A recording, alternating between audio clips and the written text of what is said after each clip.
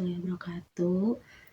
Hi, I'm Denisa Salsa Rahma. I'm from Seed Talent Management with MPM 10121305. When I was in the 3rd grade of junior high school, I was sick, which is I had to be hospitalized. I'm having pneumonia or wet lungs. I can breathe properly and often have dizziness, chest pain, cold, waist pain, and back pain. I can even look because of the pain that I had after getting treatment at the hospital. I can heal well, alhamdulillah.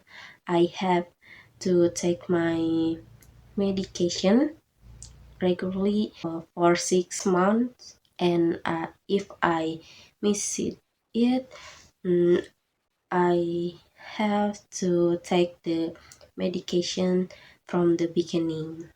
That's why if you don't want to going through the same thing, you should prevent the disease by not smoking, avoiding cigarette smoke, maintain diet, maintain personal hygiene, and that's enough from me.